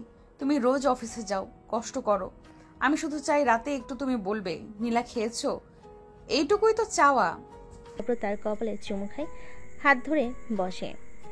ভালোবাসা আমি আগে বুঝতাম না, তুমি এসে শিখিয়ে দিয়েছো। তোমার রাগ, তোমার অভিমান, তোমার চুপ থাকা সবই আমার ক্লাস ছিল। আজ আমি জানি ভালোবাসা মানে চুপচাপ পাশে থাকা। ভালোবাসার মাঝে সবচেয়ে বেশি কষ্ট হয় তখনই যখন আমরা নিজেদের ইগো ধরে বসে থাকি, আর সেই ইগোই ধ্বংস করে দেয় ছোট্ট সুখগুলো। এক শুক্রবার বিকেলে অভ্র বন্ধুদের সাথে এক প্রজেক্ট মিটিংয়ে বাইরে যাবে বলে নীলাকে কিছু না বলে বেরিয়ে যায়। নীলা রান্না করছে, খেয়াল করে অভ্র নেই। সে, অভ্র কোথায় গেলে?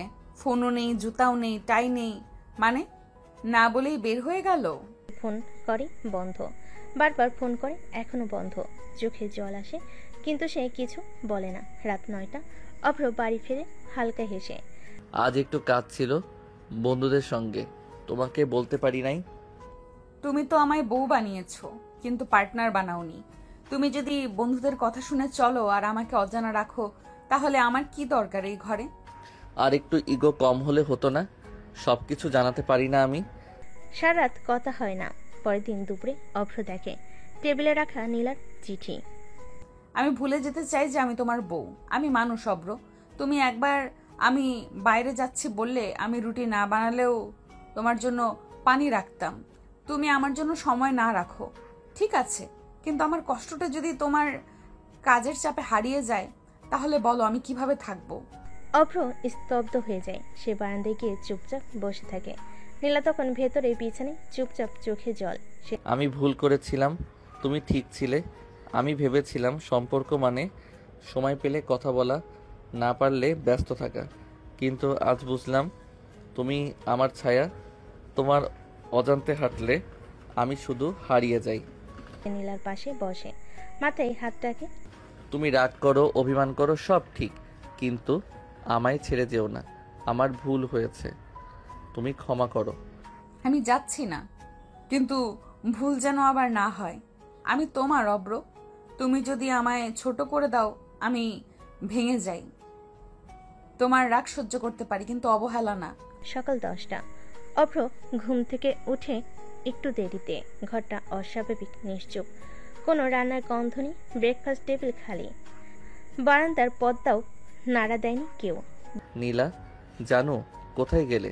চা বানাওনি? রাগ করলে? বিছানা গুছানো, আলমারি খোলা, কিন্তু নীলা নেই। বিছানার পাশে একটা ছোট্ট নোট। আজ একটু নিজের জন্য বের হয়েছি, তুমি কবে আমাকে সময় দিবে সেটা জানি না, তাই আজ আমি নিজেই নিজেকে সময় দিলাম। তোমার খাবার ফ্রিজে আছে, খেয়ে নিও। নীলা। অভ্র প্রথমে রেগে যায়। আরে বলেই তো যেতে পারতো, এসব ড্রামা না করলে চলে। কিন্তু ঘন্টা খানেক পর চা বানাতে গিয়ে চিনি খুঁজে পায় না, জামাটা খুঁজে পায় না, মোজাটা এক এক রুমে খুঁজে ফেরে। খাবার গরম করতে গিয়ে মনে পড়ে রান্নাটা সে কি গরম করতে জানে। এইটুকু সময় বুঝি? তুমি না থাকলে আমি একদম অচল। তুমি আমাকে শুধু ভালোবাসো না, তোমাকেই আমার প্রয়োজন। দুপুর 2টা। অভ্র ফোন করে, রিং যায়, নীলা ধরে না। অভ্র চুপচাপ বসে থাকে সোফায়, ফোন হাতে, তারপরে একটা কাগজ কলম নিয়ে বসে। নীলা, তুমি না থাকলে আমার সকালে উঠতে ইচ্ছা করে না, চা খেতে ভালো লাগে না, ঘরের বাতাসটাও ভারী ভারী লাগে। আমি কখনো ভাবিনি তুমি একদিনও দূরে গেলে আমি এভাবে তোমার অস্তিত্ব বুঝবো। তুমি বাড়িতে ফেরো, আমি রোজ তোমার সময়ের জন্য যুদ্ধ করব। আমি শুধু তোমার হাসি চাই। সন্ধ্যা 6টায় দরজা খুলে নীলা ফিরে আসে, হাতে এক গুচ্ছ বই, চোখে ক্লান্তি। অভ্র দৌড়ে যায়। তুমি এমন করে চলে গেলে কেন? তুমি জানো আমার কেমন লাগছে? আমি তো রোজই একা থাকি অব্র, তুমি অফিসে, তুমি ফোনে, তুমি মিটিংয়ে। আমার একদিন বের হওয়া কি তোমার একা থাকার সমান? না রে, একটু না। তুমি না থাকলে আমি এক কাপ চাও খুঁজে পাই না। তোর অভিমান আমার জীবন কাঁপিয়ে দেয়। তুমি আবার এমন করে গেলে আমি মরে যাব রে। পরের দিন সকাল 8টা। নীলা ঘুমিয়ে। হঠাৎ ঘুম ভাঙে টেবিল ঘড়িতে অদ্ভুত শব্দে। ঘড়িতে অ্যালার্ম বাজছে। বউ, ও বউ, আজকে তোমার রাজা জেগে গেছে। এই আবার কি নাটক শুরু করলে? ঘরের মধ্যে প্রবেশ করে অভ্র ট্রে হাতে, চাই বিস্কিট নেই, বরং বিস্কিটের জায়গায় আছে একটি গোলাপ। নীলা অবাক হয়ে বলে, তুমি এত সকালে জাগলে কেন? তুমি তো রোজ আমাকে ভালোবাসো, আজ আমি তোমার পায়ে হাত দিয়ে বলছি, আজ আমি তোকেই ভালোবাসবো। সে টেনে নীলাকে নিয়ে যায় বারান্দায়। ওখানে চেয়ারে সাজানো গায়ে ঢাকা গামছা, কিনে হেডফোন চলছে প্রেমের গান।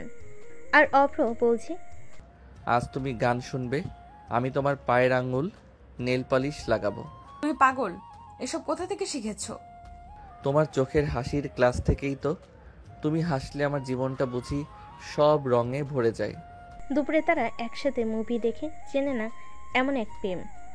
আলুর চপ বানাই দুজনে মিলে, চুলা জ্বালাই অভ্র, শাসার পুড়ে যায়। তুমি এই জন্যই বলছো আমি রাঁধবো? তুমি শুধু পোড়াতে জানো। তুমি রেগে গেলে তো? তুমি রাগ করলেই আমি জানি আজ রাতে একটা কফি মিস করব। তাই চপ পুড়ুক, তুমি পুড়ো না। রাত 9টা। হঠাৎ বিদ্যুৎ চলে যায়। নীলা হঠাৎ আটকে ওঠে। অব্র, আলো গেল। আরে আলো গেছে তো কি হয়েছে? তুমি তো আছো, তুমি তো আমার সব আলো। এত নকল প্রেমিকের ডায়লগ না মারলে হয় না? আরে আলো গেছে তো কি হয়েছে, তুমি আছো তো, তুমি তো আমার সব আলো। অপরে একটা মোমবাতি জ্বালায়, হালকা আলোয় ওদের মুখ জ্বলে ওঠে, ছায়া পড়ে দেওয়ালে। এই যে আলো কম, এখন তুমি রাগ করতে পারবে না? তোমার চোখে রাগ দেখতে পারবো না তো। তুমি না থাকলে এই অন্ধকার ঘরে আমি 1 মিনিটও থাকতে পারতাম না। তুমি আছো বলেই আমি ভয় পাই না। অপরে একটা মোবাইলের স্পিকারে গান ছেড়ে দেয়, তুই আমার আলো, তুই আমার জীবন। আর নীলার দিকে হাত বাড়িয়ে বলে, চলো অন্ধকারে নাচি না একটু। পাগল, তোমার মাথা খারাপ হয়েছে? না, তুমি তো আমার বউ, কিন্তু তুমি আমার জীবনের বেস্ট ফ্রেন্ড। তুমি যদি নাই করো পাগলামি, তাহলে আমি কার সাথে করব? তারা ধীরে ধীরে নাচের কোনো শব্দ নেই, শুধু হৃদস্পন্দন, আলো নেই, কিন্তু চোখে চোখে রেখে যেন এক পৃথিবী দেখা যায়। হঠাৎ নীলা হেসে বলে, তুমি আগে এত রোমান্টিক ছিলে না, কি হয়েছে তোমার? আমি আগেও তোমাকে ভালোবাসতাম, কিন্তু এখন বুঝেছি প্রতিটা মুহূর্তে তোমাকে হাসানোই আমার জীবনের আসল কাজ। পরের দিন শুক্রবার সকাল, অভ্রর অফিস নেই, বাসায় ছুটি। নীলা ঘুম থেকে উঠে দেখে অভ্র কিচেনে। আরে তুমি কিচেনে কি করো? আজ আমি রান্না করব তোমার জন্য। আহারে বউ পাগল, তোমার বানানো জিনিস খেয়ে আমি কি বাঁচবো? অভ্র ডিম ফাটাতে গিয়ে খোসা সহ ফেলে ফ্রাই প্যানে। ভিতরে প্রোটিন, বাইরের শেল, একসাথে খেলেই তো ফুল পুষ্টি। তোমাকে আমি ডাক্তারের কাছে নিয়ে যাব। এতদিন ধরে পাগলামির ওষুধ খাওনি মনে হয়। দুজনেই একসাথে রান্না করে। অভ্র রুটি বানায়, কিন্তু গোল হয় না, হয় বাংলাদেশের মানচিত্রর মতো। নীলা হাসতে হাসতে পড়ে যায়। এটা কি বানালে? এটা কি রুটি না ভূগোল ক্লাস? রুটি না, এইটা আমার ভালোবাসার ম্যাপ। তুমি খাও আর বলো কি জিনিস। তারা একসাথে খায় মেঝেতে বসে। একটা গ্লাস ভেঙে যায়, চা পড়ে যায় শাড়িতে, কিন্তু কেউ রাগ করে না, শুধু চোখে হাসি। হঠাৎ অভ্র বলে, তুমি জানো, তুমি যখন হাসো তখন আমার মনে হয় জীবনটা এত কঠিন না। তুমি যখন কাছে থাকো তখন ঘরটাই বেহেশতের মতো লাগে। আর তুমি যখন এইসব বলো তখন আমার মনে হয় আমি দুনিয়ার সবচেয়ে সুখী মেয়ে। অভ্র ধীরে ধীরে কাছে এসে কপালে চুমু খায়। নীলা থমকে যায়, তারপর হেসে বলে, এই চুমুটা মনে রাখবো, না রাগের জন্য না ভালোবাসার জন্য। এইটা রাখবো কারণ এতে ছিল শান্তি। তুমি ছিলে, আমি ছিলাম, আর কিছু ছিল না। নীলা চোখ নামিয়ে রাখে অভ্রর মুখের দিকে, আর তাকাতে পারে না, যেন কপালে সেই চুমুতে সমস্ত আবেগ গলে গেছে। হঠাৎ একটুখানি বাতাস জানালার পর্দা উড়িয়ে দেয়, চারপাশে একটা নিস্তব্ধতা নেমে আসে। আমি চাই এই শান্তিটা সারা জীবন থাকুক। তুমি আমার পাশে থাকলেই হয়, বাকিটা আমি সামলাবো। আর যদি আমি না থাকি? তবে এই দুনিয়া থাকলেও আমার কিছু থাকবে না, কারণ আমার সবকিছুই তুমি। এক মুহূর্ত নীরবতা, তারপর, তুমি জানো এই কথাগুলোর ওজন কত? আমি এসব শুনে আবার ভেঙে পড়ি অব্র। আমি আর ভাঙতে চাই না। তুমি ভাঙলেও আমি তোমায় আবার জোড়া লাগাবো। তুমি কষ্ট পেলে আমি কাঁদবো, তুমি হাসলে আমি বাঁচবো, তুমি থাকলে আমি হব। নীলার চোখ চিকচিক করে, ঠোঁটে লুকানো হাসি। পাগল, এইভাবে বলো না এসব। আমি তোর জন্য নিজের সব ছেড়ে দিতে পারি, তুমি শুধু আমায় ছেড়ে যেও না। আমি কোনোদিন না। তুমি আকাশ হলে আমি হব তোমারই নীল রং। সেই রাতে জানালার বাইরে বৃষ্টির রিমঝিম শব্দে যেন পুরো পৃথিবী থেমে গিয়েছিল। অভ্র নীলা বসেছিল পাশাপাশি। একটা নতুন জীবনের শুরুতে কোনো ভয় ছিল না, কোনো সংকোচ না, শুধু ছিল ভালোবাসা আর একটা প্রতিশ্রুতি সারা জীবন একসাথে থাকার। তুমিই তো আমায় সবসময় সাহস দাও, কিন্তু আমি মাঝে মাঝে ভয় পাই অব্র। ভবিষ্যৎ কেমন হবে জানি না। ভবিষ্যৎ যেমনই হোক না কেন আমি থাকবো তোর পাশে, তোর হাত ধরে। ভয় পেলেই আমায় বলবে, আমি থাকবো। কাঁদতে ইচ্ছে করলে কাঁদবে, আমি চোখ মুছিয়ে দেব। নীলা মাথা রাখে অভ্রর কাঁধে। বৃষ্টির শব্দের মাঝেও মনে হয় যেন সবকিছু থেমে গেছে। অভ্র আস্তে করে নীলার কপালে আবার একটা চুমু খায়, শান্তির ভালোবাসার আশ্বাসের চুমু। এই মুহূর্তটা শুধু আমাদের জন্য। তোমার নামে আমি একটা পৃথিবী বানাতে চাই, যেখানে রাগ থাকবে, হাসি থাকবে, ঝগড়া থাকবে, কিন্তু সবচেয়ে বেশি থাকবে আমি আর তুমি। একটু থেমে, আর শুনো, ঝগড়া হলে জিতার চেষ্টা করবে না, কারণ আমি হার মানতেই জানি না। ভেবো না আমি বউ হয়েছি বলে নরম হয়ে গেছি। একটা ঝগড়া হলে তুমি নাকি আমি কাঁদবো, দেখো। দুজনেই হেসে ফেলে। হাসির মাঝে বৃষ্টির তালে তালে রাতটা গভীর হতে থাকে, আর দুইটা হৃদয়ের গল্প জড়িয়ে যায় একসাথে চিরকালের জন্য। অভ্র দাঁড়িয়ে দাঁড়িয়ে খুঁজছে শার্ট, আর নীলা রান্নাঘর থেকে গম্ভীর গলায় কথা বলছে। নীলা, আমার সাদা শার্টটা কোথায় রেখেছো? আজ মিটিং আছে, দেরি হয়ে যাচ্ছে। আমি কি তোমার ম্যানেজার নাকি? নিজের শার্ট নিজে রাখো, আর রাখলে মনে রাখো। আচ্ছা, সংসারে তো আমার কথার কোনো দামই নেই।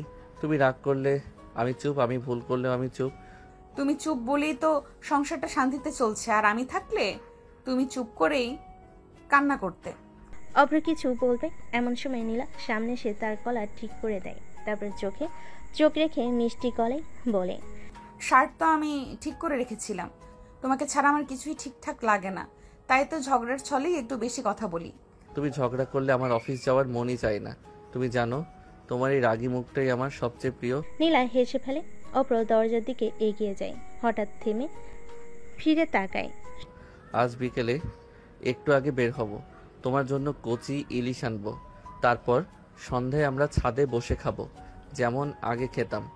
তার মানে আজ আমাকে না রাগিয়ে প্রেম করবে? তোমার রাগই তো আমার প্রেমের ভাষা। সন্ধ্যায় ছাদে 4 কাপ বাতাসে উড়ে যাওয়ার নীলার চুল, অভ্রের চোখে সেই চেনা চাহনি। একটা কথা বলো অব্র, বিয়ের এত বছর পরও কি তুমি আমাকে আগের মতো ভালোবাসো? ভালোবাসা তো পুরনো হয় না নীলা। তোমাকে ভালোবাসতে বাসতেই আমি আজ নিজেকে ভালোবাসতে শিখেছি। তুমি জানো মাঝে মাঝে খুব ভয় লাগে, এই যে এত সুন্দর সময়, এইটা যদি কখনো হারিয়ে যায়। তুমি যদি পাশে থাকো সময় কেমন হবে তা আমার ভাবনায় আসে না, কারণ তোমার উপস্থিতিতেই আমার সময়টা সুন্দর হয়। নীলা মুচকি হাসে। বাতাসে চুল উড়ে এসে গালে লাগে। অভ্র হাত বাড়িয়ে চুলটা সরিয়ে দেয়। পরদিন অভ্র যখন অফিসে চলে যায়, তখন নীলা আয়নায় দাঁড়িয়ে, মুখে অস্বস্তি, চোখে অচেনা দুশ্চিন্তা। 3 দিন ধরে শরীরটা কেমন যেন লাগছে, ঘুম ঘুম ভাব, সকালে বমি ভাব। আর আমি কি? না না, এইটা ভেবে নিলে হবে না, প্রথমে নিশ্চিত হতে হবে। সে ধীরে ধীরে মোবাইলটা হাতে নেয়, একটা ক্লিনিকে কল করে অ্যাপয়েন্টমেন্ট নেয়। সেদিন বিকেলে চলে যায় পরীক্ষার জন্য। অভ্র তখন অফিসে ছিল। তাকে না জানিয়ে সে পরের দিন চলে যায় ক্লিনিকে। ডাক্তার চেক আপ করে রিপোর্ট হাতে দিয়ে বলেন, কংগ্রাচুলেশন, আপনি মা হতে যাচ্ছেন। নীলা কিছুক্ষণ চুপচাপ, এরপর চোখে জল চলে আসে, আনন্দে ভয়ে উত্তেজনার। সেই মুহূর্তে অভ্রকে কল করতে গিয়েও থেমে যায়, ভাবে সরাসরি চোখে চোখ রেখে বলবে। আর তাই সে কিছু বলেনি সেদিন, শুধু অপেক্ষায় আছে রাতে। তুমি কেমন জানো, শান্ত দুপুরে একটা মেঘলা আকাশের মতো, একটু রাগ, একটু মায়া, একটু ভয়, আর সবচেয়ে বেশি ভালোবাসা। আমি কিন্তু আর আগের মতো নেই। বিয়ের পর আমার চিন্তাগুলো বদলে গেছে অব্র। আগে শুধু ভাবতাম তুমি আমায় ভালোবাসো কিনা, এখন ভাবি তুমি ক্লান্ত হয়ে গেলে তোমার পাশে বসে থাকতে পারছি কিনা, তোমার চায়ের কাপটা হাতে ধরিয়ে দিচ্ছি কিনা। এটাই তো ভালোবাসা নীলা। ভালোবাসা মানেই তো তুমি বলো না, তবু আমি বুঝে যাই। তুমি চুপ থাকো, তবু আমি পাশে থাকি। একটা দীর্ঘ নীরবতা, কিন্তু সেই নীরবতায় ভরা থাকে হাজারো না বলা কথা। হঠাৎ নীলা অভ্রের কাঁধে মাথা রেখে দেয়। তুমি যদি কখনো দূরে চলে যাও, তাহলে আমি কিভাবে বাঁচবো অব্র? আমি যদি একদিন না থাকি, তাহলে তুমি তোমার ভেতরে আমাকে খুঁজে পাবে, কারণ আমি তো তোমার ভেতরেই আছি নীলা, তোমার হাসিতে, তোমার অভিমানেও। নীলা আর কোনো কথা বলে না, শুধু অপর হাতটা শক্ত করে চেপে ধরে, যেন সে হারাতে চায় না, একটুও না। রাত গভীর হলো। নীলা বারান্দায় দাঁড়িয়ে আছে। অপর ঘর থেকে এসে ওর পাশে দাঁড়ায়। তুমি আজ খুব ভাবনায় আছো, সব ঠিক তো? আমি মা হতে চলেছি অব্র। অপর ধীরে ধীরে নীলার পেটে হাত রাখে। নীলার চোখে এক চিলতে জল ঝরে পড়ে। কোনো ব্যথা নেই, কেবল শান্তি আর তীব্র ভালোবাসা। পরদিন সকাল অভ্র নীলাকে নিয়ে ডাক্তারের কাছে যায় নিয়মিত চেক আপের জন্য। প্রেশার নর্মাল, সব কিছু ঠিক আছে আপাতত, তবে মানসিকভাবে খুশি থাকাটা খুব জরুরি। টেনশন না নিয়ে যত বেশি হাসবেন তত ভালো আপনার আর বাচ্চার জন্য। ডাক্তার, হাসানোর দায়িত্বটা আমার, আর উনি যদি রেগে যান সেটাও আমারই সমস্যা। রাগী বউয়ের স্বামী হলে এমন মিষ্টি সমস্যা হবেই। নীলা হালকা মুচকি হাসে। অভ্রর দিকে তাকিয়ে আবার চোখে ভালোবাসার দীপ্তি ফেলে। বাসায় ফেরার পথে, চলো আজ থেকে একটা ডায়েরি লিখি আমাদের সন্তানের জন্য। ও বড় হলে জানবে ওর আসার খবরে আমরা কেমন ভিজে গিয়েছিলাম আনন্দে। তুমি নাম রাখবে না আমি? নাম আমরা রাখবো। তুমি শুরু করো, আমি শেষ করব। তুমি শব্দ দেবে, আমি অর্থ দিব। দুজনেই হেসে ফেলে। ভালোবাসাই ভিত মজবুত হচ্ছে তাদের ছোট্ট পরিবারে। আসছে আরও একটি নিঃশ্বাস, আর গল্পটা বাড়ছে। রোমান্স থেকে এখন পিতৃত্ব মাতৃত্বের আশ্চর্য সফরে। ভালোবাসা বদলায়, কিন্তু ফিকে হয় না। নীলার মধ্যকার রাগ, মান, অভিমান, খুনসুটি সব কিছু এখন এক নতুন রূপ নিয়েছে, মাতৃত্ব পিতৃত্বের রূপ।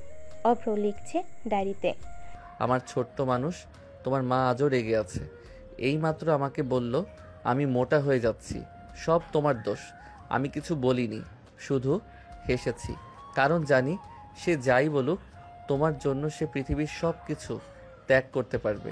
নীলা চুপচাপ পেছন থেকে এসে অভ্রের ঘাড়ে মাথা রাখে। তুমি আমাকে নিয়ে লেখো, কিন্তু সামনে এসে কিছু বলো না কেন?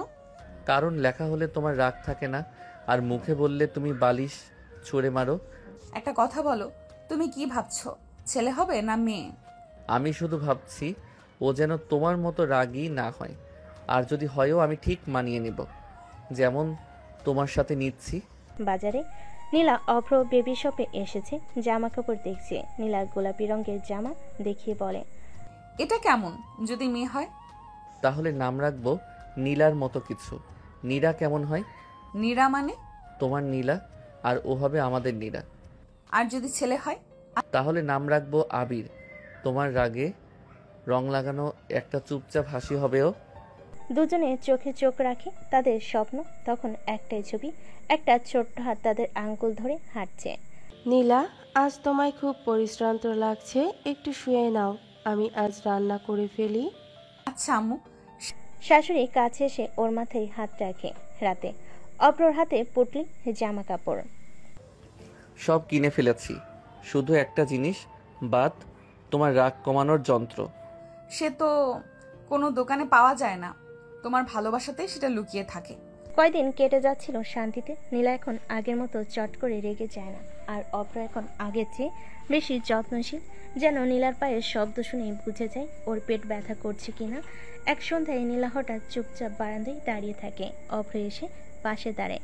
কি হয়েছে আজ এত চুপ কেন? ভয় লাগছে। জানো, সবাই বলে মা হওয়া সহজ না। যদি আমি কোনো ভুল করে ফেলি, যদি আমার কারণে। চুপ করো।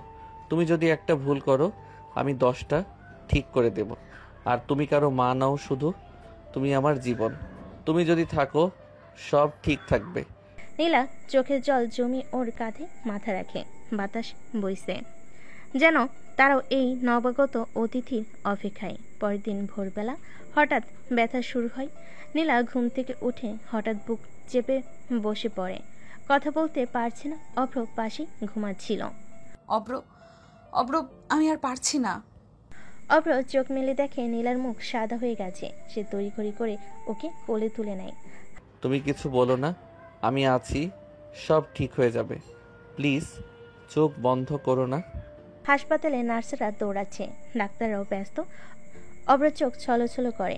বাইরে বসে সে একটানা দোয়া করছে, মনে মনে বলছে, হে আল্লাহ, তুমি আমার কিছু নাও, কিন্তু ওদের কিছু করো না। ও আমার সব, আর ওর ভেতরের মানুষটা আমার ভবিষ্যৎ। তুমি চাইলে আমি সব হারিয়ে বসে থাকব, কিন্তু ওদের কিছু হলে আমি ভেঙে যাব। কিছুক্ষণ পর ডাক্তারের মুখে হাসি। অভিনন্দন, আপনি বাবা হয়েছেন, একটা ফুটফুটে মেয়ে হয়েছে। মেয়ে দুজনেই সুস্থ আছেন। অভ্রের চোখে জল আসে। সে চুপচাপ ছুটে যায় কেবিনে, ঢুকে পড়ে। ভেতরে ঢুকে দেখে নীলা মাথা ঘুরিয়ে ওর দিকে তাকিয়ে আছে। চোখে ক্লান্তি, মুখে এক চিলতে হাসি, পাশে ছোট্ট একটা গোলাপি কাপড়ে মোড়ানো প্রাণ। অভ্র, আমাদের নীরা এসেছে। না নীলা, আমার পৃথিবীটা এসেছে। তুমি 2বার আমাকে নতুন জীবন দিলে, একবার তোমার ভালোবাসায়, আর আজ তোমার মায়ের আত্মত্যাগে। সে নীলার কপালে চুমু খায়, তারপর ছোট্ট মেয়ের দিকে তাকিয়ে বলে, এই পৃথিবীতে অনেক গল্প থাকবে, কিন্তু তোর মার মতো সাহসী একজনই হবে। রাতে অভ্র হাতে ডায়েরি নিয়ে লিখছে, আজ তুই এলি, ছোট্ট হাত, ছোট্ট নিঃশ্বাস। তোর মা তোর জন্য আজ জীবন দিয়ে উঠে দাঁড়িয়েছে। তুই কখনো বুঝবি না কতটা ভালোবাসা লুকিয়ে আছে তোকে নিয়ে, কিন্তু আমি জানি তোদের দুজনকে একসাথে পেলে আমি পৃথিবীর সবচেয়ে ধনী মানুষ। তো দর্শক, আজকের গল্পটি থেকে এখানেই বিদায় নিচ্ছি। আর অপেক্ষা করুন পরবর্তী ভালোবাসার গল্পের জন্য। সেই পর্যন্ত ভালো থাকবেন এবং লাইক, কমেন্ট, শেয়ার করে আমাদের সাথেই থাকুন। আর নতুনরা কিন্তু সাবস্ক্রাইব করতে ভুলবেন না। আল্লাহ হাফেজ।